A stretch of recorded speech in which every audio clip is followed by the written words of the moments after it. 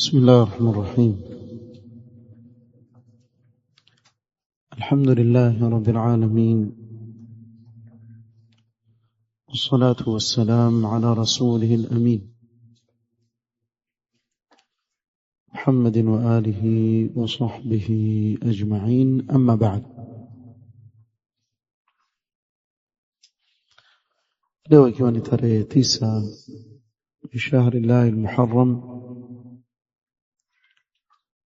mwaka 1448 katika darsa ya kitabu akhlaqu hamalat alquran للإمام أبي بكر محمد بن الحسين الآجري رحمه الله تعالى بشرح فضيلة الشيخ عبد الرزاق البدر حفظه الله تعالى. tuendelea kusoma maneno ya Imam al-Ajurri rahimahullah akizungumzia umuhimu wa suala la kuzingatia maneno ya Allah subhanahu wa ta'ala anapoyasoma Muislamu. Na hapa atataja alama inaonyesha kuwa yule anayesoma hii Qur'an aisoma kwa kuizingatia na kuchukua faida katika kile anachokisoma. Na hii sifa aliyoitaja hapa kwa kweli ni daraja ya juu sana kwa yule atakayeweza kuifikia, na yahitaji kutoka kwake mujahadatun nafs, apigane sana na nafsi yake mpaka afikie kiwango hicho, kwa sababu nafsi ya mwanadamu haipendi dhiki kabisa, bali miongoni mwa maadui mwanadamu ni nafsi yake. Katika mtihani aliyopewa mwanadamu na Allah subhanahu wa ta'ala ni kuwa nafsi yake mara nyingi yavutiwa katika yale aliyokataza Allah subhanahu wa ta'ala, katika shahawat, katika mambo ambayo nafsi yaona haisumbuki. Kwa ikawa ni mtihani kwake yeye mwanadamu apigane na nafsi yake mpaka ainyoshe, na akiweza kuijahid nafsi yake mpaka akaileta katika njia ya sawa, mwisho ile nafsi huzoea lile jambo la kheri mpaka akawa hawezi kuishi bila ile kheri. Lakini hili jambo lahitaji mujahada adhima jiddan, na tusikubali kushindwa. Ni maisha mafupi tu, kisha tutaondoka katika huu ulimwengu. Kwa hiyo tujaribu na tumuombe sana Allah subhanahu wa ta'ala atusaidie katika hilo. Kithirisha kusema Allahumma a'inni ala dhikrika wa shukrika wa husni ibadatika. Kithirisha kuleta dhikri ya la hawla wala quwwata illa billah.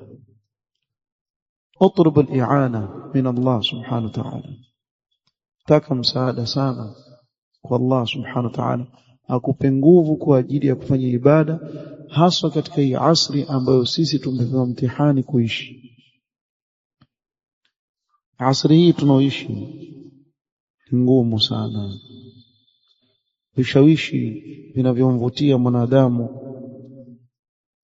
katika uovu ni vingi sana, na hakuna atakayeokoka katika asri hii tunaoishi illa man asamahu Allah subhanahu wa ta'ala. Ni yule ambaye Allah subhanahu wa ta'ala atamuokoa peke yake. Kwa hatuna budi, ni wajib turudini kwa Allah, tumuombeni sana sana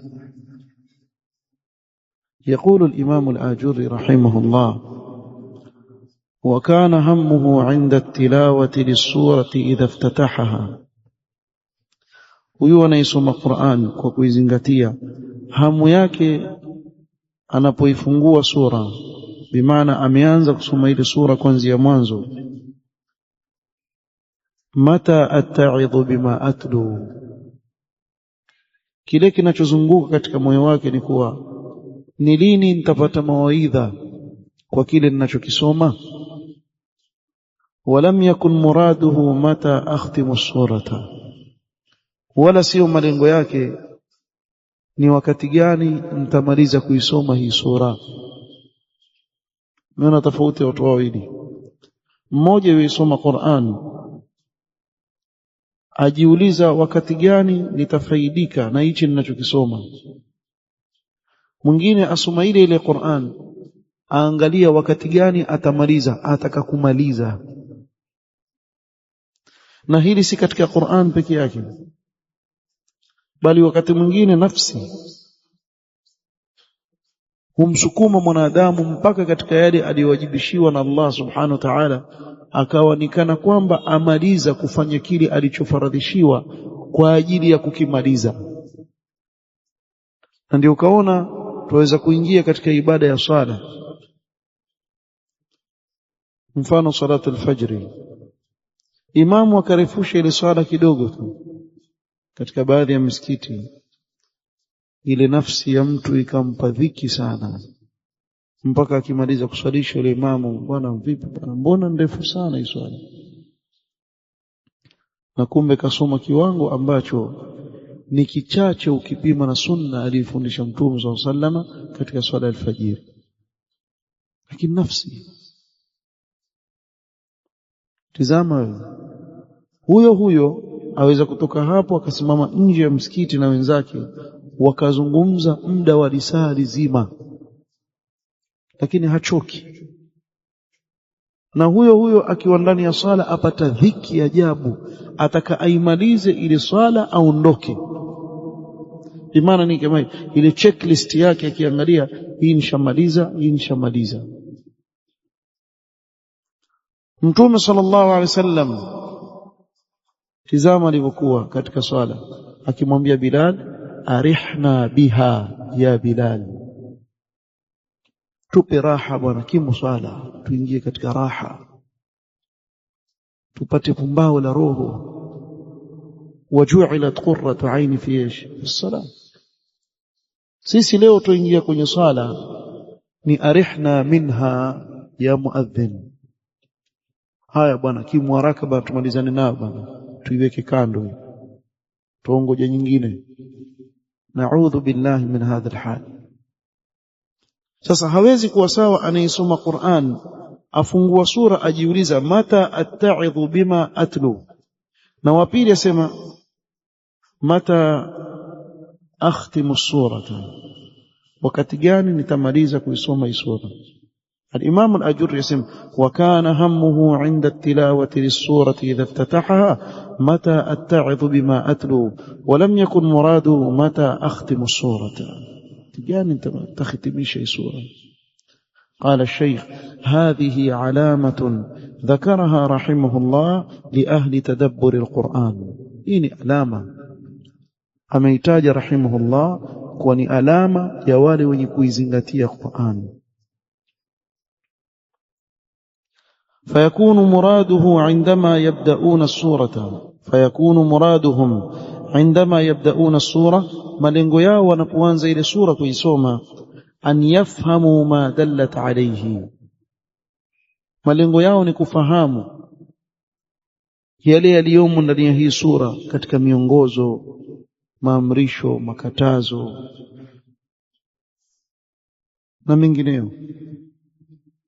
وأن يعقلوا الخطاب الذي تضمنته, na waelewe yale mazungumzo yaliyomo ndani yake anayoelekezewa yeye mwanadamu na Mola wake.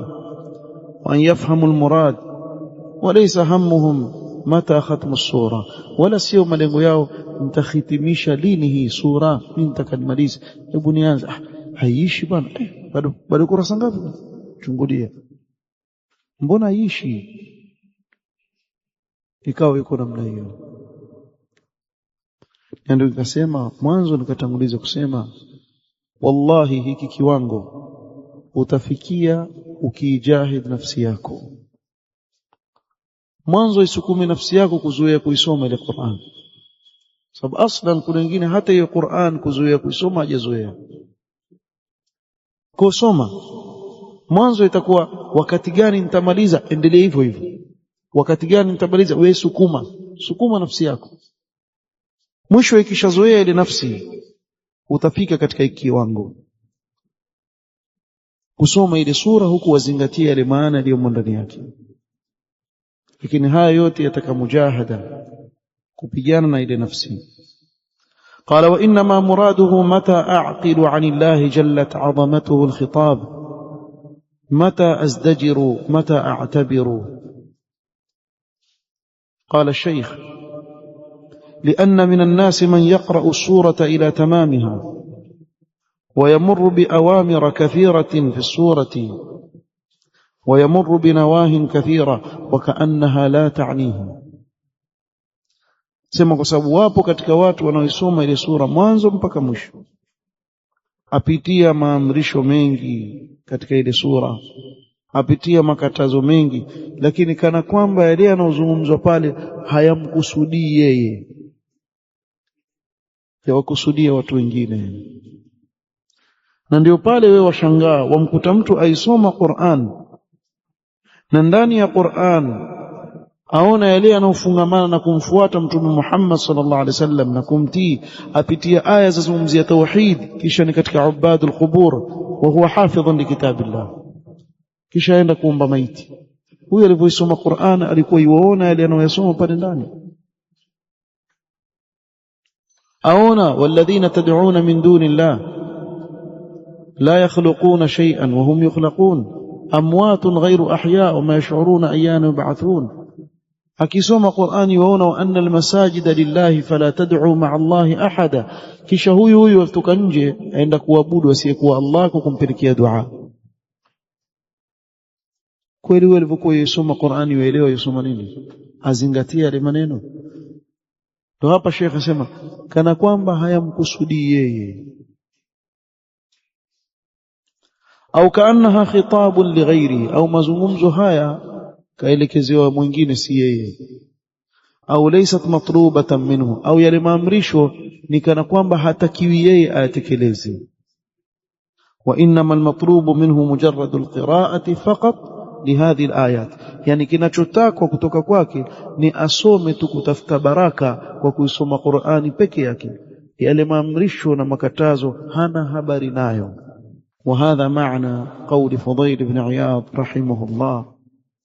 na haya ndio maana maneno ya Fudhail ibn Iyadh akasema inma unzila alquran liyu'mala bihi, hakika si vinginevyo hii Qur'ani imeteremshwa ili watu waitekeleze, waifanyie kazi, waitekelezee amal. fattakhadha an-nasu qira'atahu 'amalan, watu wakachukulia kule kuisoma Qur'an ndio amal peke yake. Umeelewa vipi?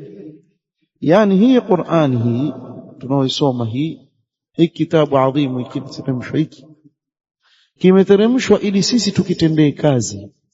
Sisi tumefanya kukisoma ndio kutenda kazi basi. Amali yako kubwa unaoifanya ambayo pia ni amal, lakini haisongei zaidi ya kuisoma. Aisoma Qur'an kwa kule kuisoma ndio amal peke yake, lakini kuifuata ambao ndio malengo ya kuteremshwa Qur'an haifuati. فالمنهج الصحيح والمسلك القويم عندما يقرأ، mfumo sahihi na njia iliyonyooka wakati anapoisoma Qur'an, huwa an yaqra al-Qur'ana liya'qila 'ani Allahi muradahu, ni kuwa aisome Qur'ani aelewe malengo ya Allah subhanahu wa ta'ala katika yale maneno aliyomwelekezea. Wayatadabbara hidayatihi, na awe azingatia miongozo iliyoko ndani ya hii Qur'an. Fayaj'ala hammahu 'inda tilawati, akafanya hamu yake katika kuisoma Qur'an na malengo yake na nia yake mata attaidhu bima atlu wa a'tabiru, lini nitafaidika mimi nikapata mawaidha kwa yale ninayoyasoma, wakati gani nitazingatia. Wala yakunu hammuhu mata akhtimu sura, wala isiwe malengo yake ni lini au wakati gani nitamaliza hii sura, atakamalize tu. Na ndio utaona hali yetu ilivyo. Wallahi waweza kufungua msahafu wasoma kwanza suratul Anfal, wapita suratul Tauba, suratul Yunus, Hud, ukigundua kwa kwenye suratul Yusuf wajiuliza, hivi mimi nimepitia Tauba? Hukumbuki kabisa, akili kumbali, amepita juzuu zote hizi na hata akili haiko pale, amepitwa na mengi. Akishtuka, mimi nimefika Hud, nimefika Yusuf, nimefika Yusuf, bwana hata sikugundua vipi nimepita mpaka nimefika hapa. Lakini ndio hali ya wengi kati yetu sisi tunaoisoma Qur'an. Sizungumzii yule ambaye hana habari na kuisoma Qur'an. Lau kama mtawaona siku ya Ramadhani au miezi ya Ramadhani, katika mwezi wa Ramadhani, mwezi wa khairi na baraka na neema, alhamdulillah, wengi hurudi wakaisoma Qur'an. Lakini kwa kuwa hana mazoea ya kuisoma Qur'an kila wakati, ina wenzake, basi wajua nishamaliza juzu ya kwanza, mimi niko ya 10, mimi nashuka nayo. Si mambo ya kawaida, ambapo kuna watu pengine kila siku wasoma juzu 10 maisha yake, kila siku wasoma juzu 10, kila siku 3 wamaliza Qur'an, na wengine kila siku kwa wiki moja amaliza Qur'an kama alivyokuwa Mtume sallallahu alaihi wasallam. Na kuna wengine kila siku juzu 3, wengine 2, wengine 1, maisha yake asoma Qur'an. Kwa ikiingia Ramadhani aongeza kile kiwango cha kusoma Qur'an, lakini kwa kuwa jambo lake la kawaida hataoni kitu kikubwa kuwa amaliza Qur'an, aanza tena amaliza Qur'an, kwa sababu ni jambo ambalo nafsi yake ashaizoezesha. Lakini kwa yule ambaye hajazoea, Allahu akbar, apata taabu sana. Sasa tukimzungumzia yule aliyezoea kuisoma Qur'an, pia aweza kuisoma ile Qur'an, hakuna mawaidha yoyote anayoyapata, kwa sababu asoma tu kwa ajili ya kusoma amalize, ambayo makosa. فالقرآن فيه زواجر وفيه مواعظ وعبر وعظات. هي قرآن ndani yake Allah subhanahu wa ta'ala ametukanya na mambo mengi, ametupa mawaidha, kuna mazingatio, kuna mawaidha mengi ndani yake. فالمقام يحتاج إلى مجاهدة للنفس على تحقيق هذه المعاني. jambo nataka mujahada, mtu apigane na nafsi yake ili aweze kufikia haya maelezo tuliyoeleza. Na zaidi, ikhwani wa abnai, zaidi kinachohitajika hapa ni kumuomba sana Allah subhanahu wa ta'ala. Na wahimiza sana jambo la dua. Dua muhimu sana, kwa sababu ukitizama kwenye hii khairi yote ya dunia na akhira, nani mwenye kuimiliki? Ni Allah subhanahu wa ta'ala. Kwa hakuna kitu adhimu kama kila wakati ukikaa kando kuomba dua, umuombe sana Allah subhanahu wa ta'ala auongoze moyo wako katika khairi sana. Mmoja katika wanafunzi wa Sheikh Ibn Baz rahimahullah ta'ala rahmatan wasi'a, Sheikh Ibn Baz amehiji hija 50 na kisikosea 52. Kuna mmoja katika wale waliomlazimu Sheikh Ibn Baz miaka mingi sana, hadaran wa safaran, Asema kila ikifika siku ya Arafa, sababu Sheikh Ibn Baz alikuwa ni kipofu, hamuoni mtu. Kwa nilikuwa nikija karibu sana na yeye, nataka kumsikia huyu mzee ana siri gani huyu. Mbona Allah amemjaalia kabul katika ardhi? Wallahi wengi katika nyinyi hamwezi kuelewa haya maneno ninayozungumza. Lau kama mngeliishi nyinyi wakati wa Ibn Baz, mungelishangaa ulimwengu wa Kiislamu ulivyokuwa na kheri. Kulikuwa na kheri nyingi sana sana. Juzi tulipokuwa katika ibada ya hija, kuna mzee mmoja tumehiji naye asema yeye aliwahi kukutana na Sheikh Ibn Baz rahimahullah, sababu alikuwa yajaribu kuwasiliana na watu kule mamlaka. Kisha akanieleza kuwa najaribu kuwasiliana na jamaa sababu tunataka kurekebisha. Warekebisha nini? Asema bana, mimi nimekutana na Sheikh Ibn Baz, kamwambia kule kwetu Kenya kuna mji huo, mimi sijawahi kwenda, Kisii. Sema ule mji kulikuwa na mtu alijitolea ardhi, akamuomba kwa ujengwe msikiti, akajenga msikiti na madrasa. Sheikh Ibn Baz, Sheikh Ibn Baz mpaka Kisii kajenga msikiti jamaa. Sisi tuko Kenya hapa hata tukujui. Sheikh Ibn Baz nyinyi mwajua kwa amri yake ndio imejengwa markazi tauhid kupitia Sheikh Salim Mahris. Ikajengwa hii markazi tauhid kwa amri ya Sheikh Ibn Baz rahimahullah. Nani wajua hapa kuwa Sheikh Ahmed Al-Jazairi Sheikhna amekuja hapa kwa amri ya Sheikh Ibn Baz rahimahullah. Alikuwa kwake kusoma, yeye ndio kamleta hapa Kenya kufanya da'wa. Mimi nazungumzia Kenya peke yake na ile khairi iliyotokea baada ya hapo. Sijawazungumzieni sehemu mbalimbali. Wallahi nimesikia sharit kitambo ya mmoja katika wanafunzi wa Sheikh Ibn Baz amezuru nchi ya Nigeria. Asema amekuja mama mtu mzima.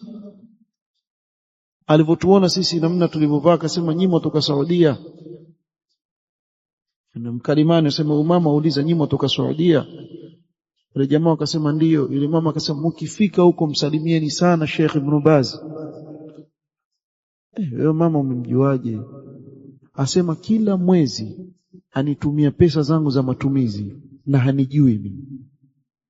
Huyu mtu huyu Sheikh Ibn Baz ana siri gani mzee? Yani ameathiri watu wengi katika ulimwengu wa Kiislamu wote. Akaa hivi na hajawahi maisha yake kusafiri nje ya mamlaka.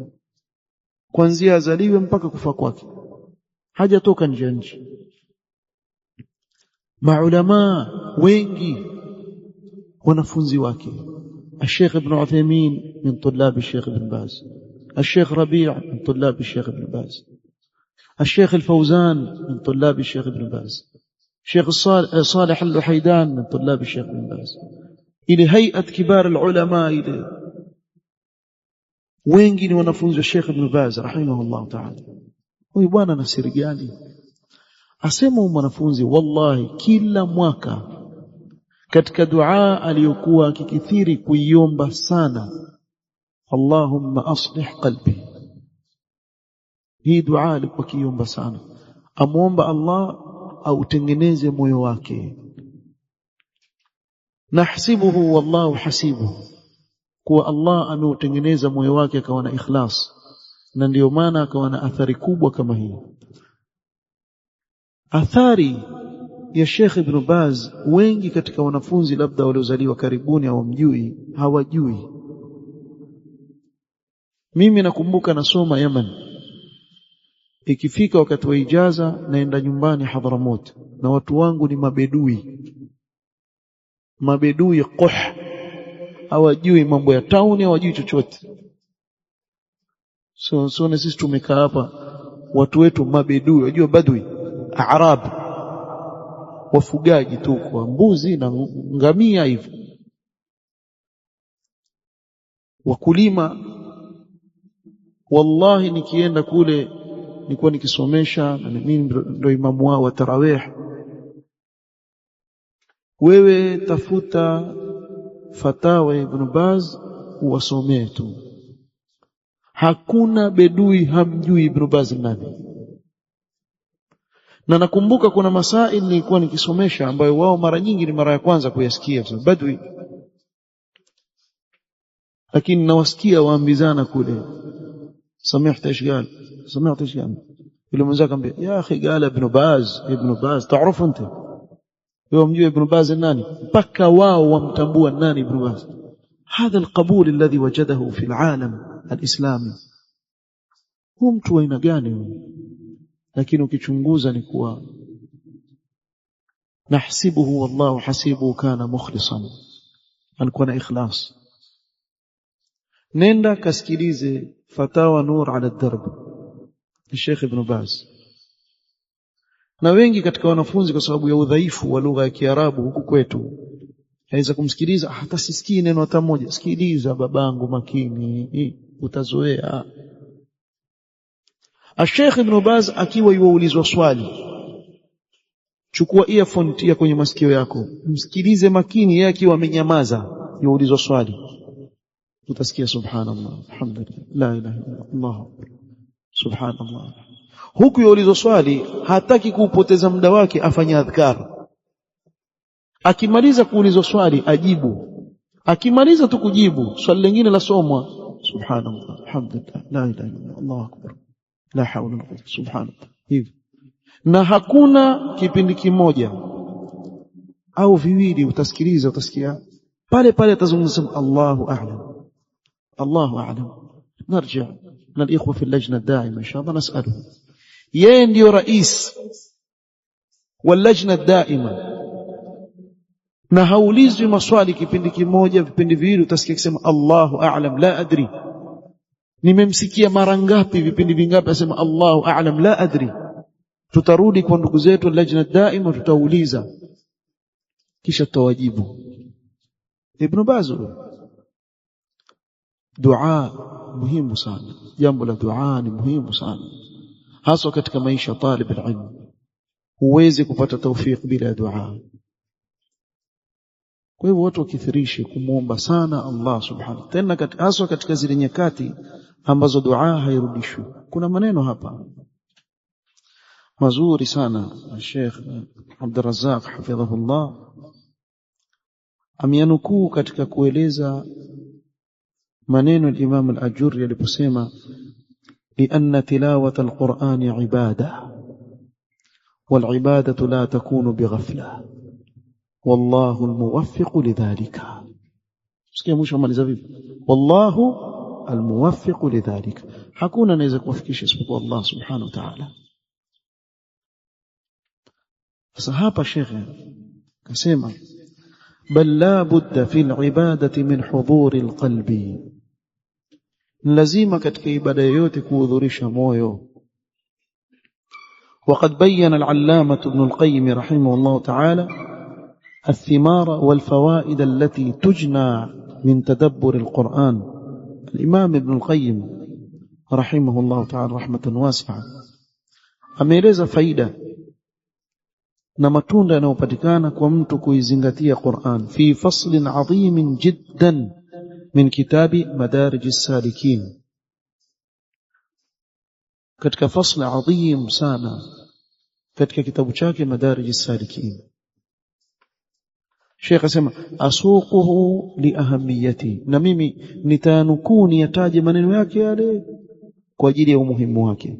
Hapa akanukuu maneno ya Ibn al-Qayyim rahimahullah, na mimi naomba maneno nje niyasome katika kikao kitakachokuja. So baada ya kueleza maneno haya, baada ya kuyanukuu, ana maelezo marefu Sheikh Abdul Razzaq, na sipendelee nisome nusu kisha kesho nusu. Baada ya kuyaorodhesha maneno hapa ya Ibn al-Qayyim rahimahullah, kayanukuu yote, kisha na yeye pia akafanya taaliq, na hii taaliq akaifanya kwenye safha 2 na robo takriban. Kwa hivyo insha Allah taala kwenye kikao kitakachokuja nitayasoma maneno ya Ibn Qayyim niyaeleze na yale aliyozungumza Sheikh جزاه الله خيرا. نكتفي بهذا القدر والله تعالى أعلم. سبحانك اللهم وبحمدك أشهد أن لا إله إلا أنت استغفرك وأتوب إليك. بارك الله فيكم.